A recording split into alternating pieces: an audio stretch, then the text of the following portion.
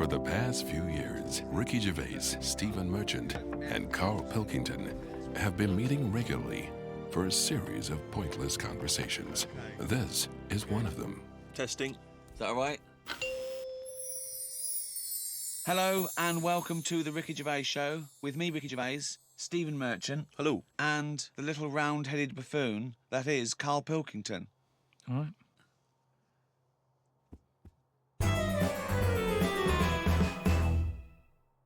Carl, I've got a couple of little facts for you, just to try and inflame your imagination. Go on.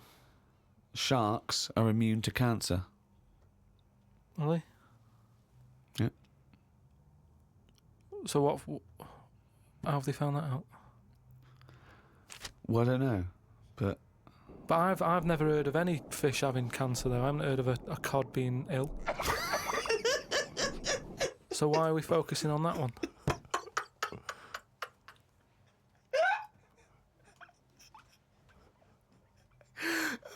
good point. Okay. Stroking a spider can cause its hair to fall out.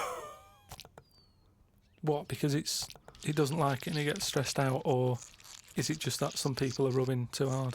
No, I don't think it's they're rubbing too hard. I think it's something to do with it. I mean, what sort of maniac is stroking a spider anyway? My mum did it once. Really? Yeah, not to a spider. Right. It was just a little bee. She'd been out, sunny day and that. Got the washing off the washing line. She was bringing it in. Little bee sat on the top of like the bed sheet or whatever it was. Yeah. And she's in the kitchen with it, and she goes, "Look at that little bee there." She started sort of stroking its head. It loved it. How did it make it clear that it loved it? Well, it wasn't struggling. It was just sat there like, because it must have been like a bit dozy. They get a bit dozy, don't they, in the heat and that. Yeah. And he just stayed there on the sheet, and she sort of stroked its head for a bit, and she had to put it out. It didn't go out. It didn't try and escape. It was like, "You've had enough now." That was that. She sent it out. She loved all that. She loved little flies and stuff. And we had Harry the housefly. What? Harry the housefly. What do you mean? It's just a fly that always seems to knock about in one corner of the room. Right, it's the same fly, was it? Yeah, it was the same fly. Yeah. How do you know it was the same fly? So whenever she saw a fly, she went, "Oh, look, it's back." Well, we weren't letting him in. It's just that it stayed in. Carl, what makes you think it was a pet housefly as opposed to a different fly every day? Because it was always in the same place in the corner. But it could have been that something about that particular place that attracted flies rather than it was the same fly. Well, I'm never worried about it. It wasn't harming us. It just always hung about. But how do you know it was the same fly? How do you recognise it? We weren't worried about it. It doesn't matter, does it? If like we're thinking another fly's getting a bit of free rent or something, just let it stay. I don't understand why. But why? No. Right, okay. You're in a house, right? There's flies, okay? Not flies, fly. Why do you think it was the same fly for all those years? Just because we haven't got loads of other flies. At no point was there a crossover period where there's two, and it's like, hang on a minute, he's trying it on here. That's what I mean. It was always just one on its own. And we just thought, leave it, it's all right. I don't know why are you suspicious? Why you always think someone's out to do you? No, I don't know why you assumed when you see a fly every now and again that it's exactly the same fly. It In just fact, was. that it's Harry. The one in our house was the same one. How do you know?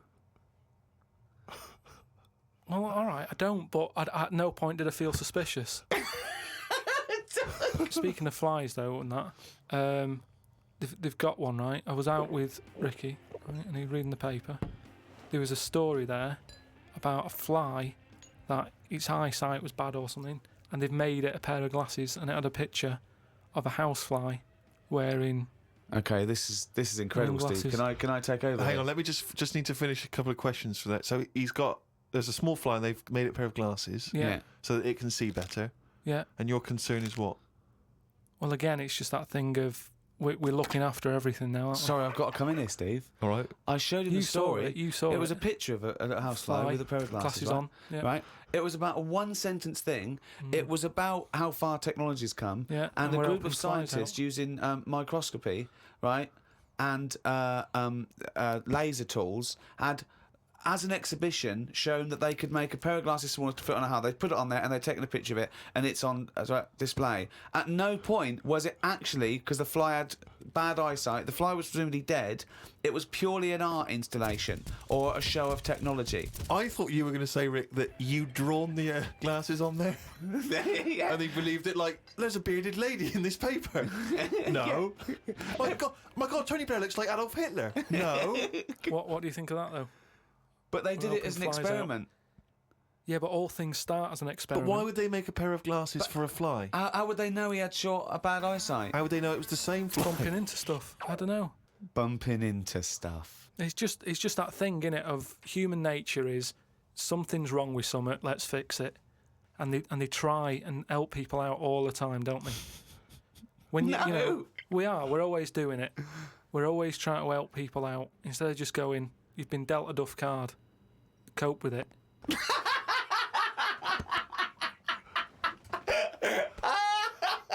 Came up with a good idea. We'll be the judge of that. I'll do it now. It's not a good idea. Okay. Okay. I'm sticking my neck out here. I think this isn't going to be a good idea. Okay. Thoughts? Well, I'm going to agree with you. I'm going to second that motion. Okay, let's see. Let's see if we're both right. See-through skin. High five, Rick.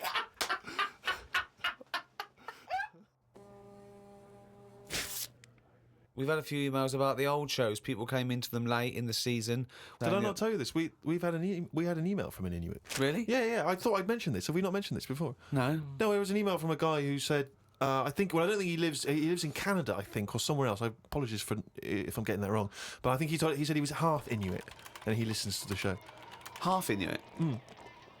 See, that's interesting because I think it was so remote. I know I'm probably wrong now, but I think of those as so remote that I can't think where they're meeting people who aren't that are also Inuit, yeah. Oh, and who's going, other societies are going, I'll tell you what, I'm fed up, there's no action here, I'm going to the frozen tundra, I'm bound to meet someone there. Yeah. Where do they meet? Do they do online dating? What, Probably a lot of online stuff. what do you put as hobbies? Fishing? Yeah. Skinning stuff. Skinning stuff, yeah. What stuff to skin? Seals. Seals, yeah, sure. That's about it, isn't it? Why are they hanging about round there? Why aren't seals going, do you know what, it's cold, I'm sick of it here.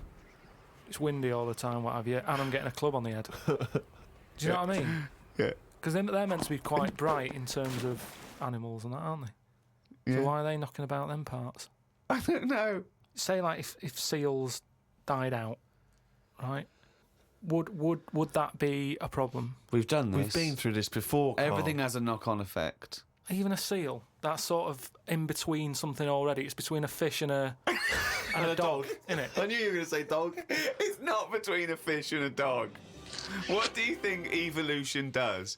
Fish to I'll never dog. understand it. Maybe we What shouldn't do you talk mean about it. it's between a fish and a dog? I'm just saying it's. It was a perfectly evolved mammal that re-entered the water, I imagine, and then got streamlined. And I mean, it's between a fish and a dog. But why not have one and the other? Why not have, like, you've got a dog, you've got a fish. No, it's anything not in the between a middle. fish and a dog. It's not between a fish and a dog. I don't know what between means. I don't know what... This is it again about saving everything all the time. What is it doing? What's it doing? Everyone's feeling sorry for him all the time. Save the seal and all that. What's it doing? Why are we saving it? Let's just ask that question. What's it doing? I don't know what to say. It's between a fish and a dog. Out of all the people in the world to have a chat with, do you know, what's his face? That German doctor. Which one? The guy that displays the human body? Guns Traven or something. All right, yeah. Well, I don't. Is he a proper doctor? Because it's just that it's always. I mean, I could cut a body up. I never see him sort of put it back together. Is anyone keeping an eye on him? Sort of going, well, who is he actually? I'm sure he is a proper doctor. I mean, he doesn't answer everything. Like, he doesn't say. I don't understand why the intestines have to be that long. I don't know why it just can't go from the throat to the belly, exit straight dark line down, out the arse. You must know. Well, no, because the way he dragged it out and it was like miles long. Yeah. Pointless. No, it's not pointless. Just have a straight. Do you know what I mean? It's Straight. what you're talking about. Again, The evolution sort of worked this out for us. It really works. I don't think you're going to improve on it. What I mean is that's probably that long because years ago they were eating dinosaur, and that might have took a lot of indigestion or something. I don't know how chewy it was. It might have been quite fatty, dinosaur meat, and it needs to go through all that. Now we're eating like yogurt. So I mean, we don't need anything that is doing that much work anymore. All the food is mashed up. Auntie Nora, right? All her food is mashed. Right? She doesn't have to chew anymore. She's got teeth, but she doesn't need them.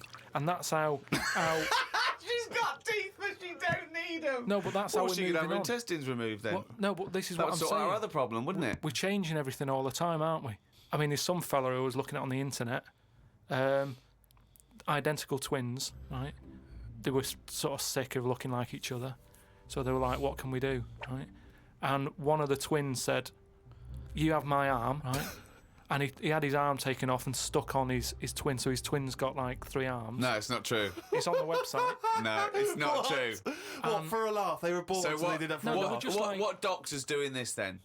Well, they're old enough to sort of say this is what we want, and No. Doctors don't go, well, if he wants another arm, and I'll take it. They don't. Doctors don't do that. What sort of practice is this doctor going around and go? Dr. Jekyll. I mean, Carl, think of what you're saying. but we've- where would he have stopped? Can you put his head on my knee? It's up to you. No, but Sign this. If you sign this, you give my consent. but we, it isn't. What do you think these doctors are doing? Just to do as they're told. They don't do as they're told. They do if someone wants it, and twins sort of it can get you down, can't it? Being a twin, because it's like Sorry, what would this solve though? I thought you said he gave one of them a bigger nose or a beard or 2 front teeth to make him look different, right? Not. I'll tell you what we could do. Go on. Would you like 1 arm? Go on. What are you thinking? Well, me 3, you 1. Therefore, not twins. Novelty. I mean, you are a mental man. But they can do it now, can't they? There's no sort of there's no line drawn anymore. They don't go, "You're crazy. We're not going to do that." Yeah, in Saw 2, not in the real world. No, they but- don't do things like All this. right, there's another bloke, right? I don't know the sort of full ins and outs of it, Go on, you surprise me. but what he asked for, something happened to his tackle, right? It's penis. Yeah, right. So he was at the doctor's, and they were like, "Oh, what can you do for me? It's a bit embarrassing. I've got nothing down there." Right. So they were like looking at it, going, "Yeah." Doctor, I don't know if he started like rubbing his chin with his finger or something. Looked down. He's thinking, got an idea. You've got a lot of fingers. How many of them do you use? The patient's like, "Yeah, I see what you're thinking." They cut off one of his fingers, sewn that on to where his tackle is. He's happy. Well, that's different though, isn't it? Well, That's where they've really taken different. tissue. I know, but I assume they fashioned it into more of a knob than a finger. If you were doing that, use a sausage. I mean, why lose a finger for? Well, I'll tell you why. Because your finger has your tissue, your blood type, and therefore would graft near your testicles. A sausage is a thing that's made by a butcher out of offal, okay, that really can't be grafted onto any part of the human Yeah, but- body. That's why they very rarely use any meat products Yeah, but in surgery. I know, yeah. Well, I mean, why not use a sausage? You're a mental case. I always remember this story when I was a kid about some bloke. He had throat cancer, right? And his doctor said, "Carry on with your life, right? It's not going to be that good, but just carry on. But don't eat meat." And he was like, "Oh, I love meat." He's like, "Yeah, but just don't, have your veg, keep yourself strong, but don't be eating that." Anyway, he was fed up because he loved his meat, and his wife was feeling a bit sorry for him one day.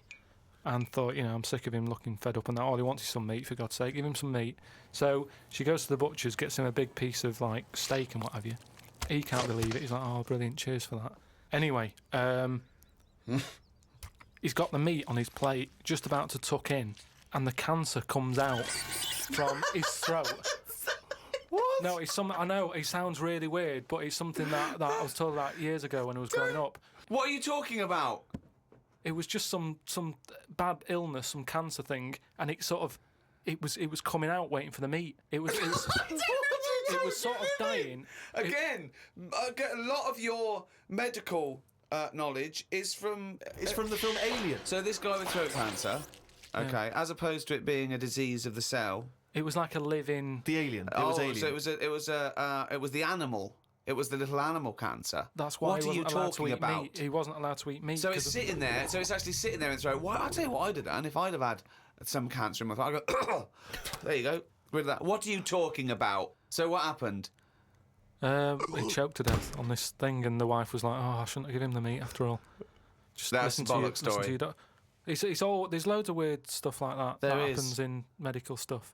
Well, the terrible thing is, if you got testicular cancer and you eat meat, your bollocks come out of your trousers and they're all over the plate, Yeah. and you have to be asked to leave the restaurant. Oh, chimpanzee, that is only gonna bring it down a little. That's the jingle for Carl's Diary, excerpts of which we read each week. Get straight into it. A band from the Conga have won the Best Newcomers in a Radio 3 competition. They use pots and pans for instruments.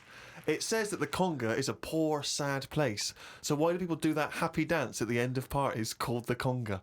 Right, one is the Congo. There's no place called the Conga. They come from a place called the Congo. Conga! Fucking hell, you're such a... Met Suzanne at Euston Station. I said I would sort out the tea tonight, so I called the curry house. The fella couldn't understand me. I asked for 2 poppadoms. He kept saying, how many? I kept saying 2. He still couldn't understand. I said 1 more than 1. He understood. When we picked up the food and took it home, there were 5 poppadoms in the bag. Oh, God! Oh, God. There is a restaurant somewhere that sells knobs to eat. No, there's not. There is. No, there's not. No, there is. It says that women can't eat too many of them, and if you want a seal's knob for dinner, you have to book in advance. Right, it's gobbledygook. This is the ramblings of a madman again. It's a trend, he writes. It won't last long. It'll be like hummus. Called Ricky and asked what the difference is between the mind and the brain. Yeah, he That's did. a hell of a phone call Yeah, to get. unbelievable. Unbelievable. Ricky did explain, but I can't remember what he said. I wondered at what age you are when the mind kicks in. Okay. Ricky changed the subject and said there is an island called Spider Island. There's nothing but spiders on it. A bloke went to visit the island and said there was 1,000 types of spider in one tree. What do you think about that? What do you think of an island that's just full of spiders? I don't know, because you need spiders. I don't know what they do, but they say a world without spiders like wouldn't be good. But they sort of do something. There's something about if you did get rid of them all, it would have an effect. Well, of course it would. Get rid of anything, it'd have an effect. Not everything though. Like I've said, jellyfish and what have you. Well, no. It's 97% water or something. Yeah. So how much are they doing? Just give them another 3%, make them water. And that's more useful. Give them another 3% and make them water. Oh, God. Went into the gadget shop today. It's full of stuff that we don't need. Gadget used to be a good word that made you think of James Bond with all his gadgets. The best thing I could find in the shop was a clock that ran on potatoes. We are definitely going backwards. I agree. Well, who cares about that? A little electrical impulse, so what? Had a night out with old schoolmate. Found out about more of the other lads I went to school with. One is living underground. What do you mean living underground? Not like a mole. Do you Yeah. mean he's got a basement, or do you mean he digs a hole every night? My mate went to visit him and he said it had been raining really heavily and that, and it's all the rain's running in. What do you mean he went to visit him? He went down here. What's that? That's an hole in the ground. Yeah, come in. He just said, "Oh, come round see us," and he's living underground. What do you mean he's living He's underground? happy down there. He said it was really muddy and what have you. He said he won't be going back to visit him. I believe this, though. I believe someone he went to school with now lives in a hole. That doesn't shock me. You spent far too long with him, if that now you're just happy to accept. I totally accept that. I'd be surprised if I walked round where he lived that there weren't more people living in holes. His dad wanted to throw his budgie on the fire. True. His budgie died. His dad said, "Let's throw it on the fire." I mean, his mum What did your mum do? She just was worried about the other bird that was left, so she made it a bit of company by getting a rock, getting a feather off the dead budgie, sticking it on the rock, putting it in the cage. So a man living in a hole It's not is unusual. not that bizarre. Right, carry on. Watched a film about Hitler. Didn't watch all of it as it was subtitled. Can't be doing with that. Asked Suzanne if cinemas are full of deaf people when they're showing subtitled films. She said, shh, I'm trying to watch it. I said, what do you mean, shh? It's subtitled, I can make as much noise as I want. Yeah. She's a lucky, lucky woman. You must be a joy to watch a subtitled film. I mean, the concentration is up there already. It's not as easy as when you're hearing it, because you read things, but it's possible. If you had a buffoon going, I'm just going to sit here and make as much noise as I want, what's the point of that? Yeah. Do that in a cinema. Just walk into a subtitled film and go, right, everybody, let's all do the Congo. We're having our bathroom done. The bathroom man was round at 9 this morning. We weren't allowed to use the shower because it all had to be bone dry before we could use his waterproof filler. Not that waterproof then. Went for a brew with Ricky. We talked about monkeys and how they are closer to humans than they are to apes, and how bees will drink cider to get off their heads. Now and again there is a bee that lets the drinking get in the way of the work, and other bees sting it to death. Blimey. Yeah, well, there are bees. They love a drink, and they will drink pure alcohol. They love getting off it, and they fall down and they're drunk, right? But some bees get addicted in the same sort of percentage as human addiction. Like 10% of bees, they can't get enough of it. They take ethanol, they take cider apples and that, and then when they get back to the hive, they go in a bit pissed, and they've got guard bees, and they go, "Come on, we've all had a drink." Bouncers. Yeah. They sort of are, right? And they push them away, and they push them away again. Then the next time they go, right, I've had enough. And they give it a good hiding. And Carl couldn't get over this. I saw his face, but I knew that he was thinking of that bee with sort of like eyes rolling around his head, a little bit belligerent with his jacket on backwards. Yeah. And the bouncer going, come on, son, we've all had enough. Let's move away, Yeah. move away. You're not coming in, right? You're wearing trainers. Yeah, you're wearing 3 pairs of trainers, and I'm sick of it. But what I did find out, because I went home and went on the computer trying to find out about drunk bees knocking about, they're not actually meant to fly. It's only because they don't know. Fly. Well, no, but they're if they were told that you're not actually designed to fly, they wouldn't bother. No, this is that thing that goes around that aerodynamically, on the face of it, looking at the size of the wings and the body proportions and everything, that it's a surprise that they can fly. Okay, it's not that. No one's ever told them they can't, and as soon as someone tells me not meant to fly, they all fall out of the sky going, "Oh, what are we doing?" Like in a cartoon. No, but it's something about the confidence and that. At the moment, nobody's saying It's nothing to do with the confidence. There is no such thing as confidence in bees. A bee never loses his nerve. That's not why it drinks. Because what are you drinking for? I'm just not confident anymore. There's no point to turn to the bottle. I can't go up there again. You're an idiot.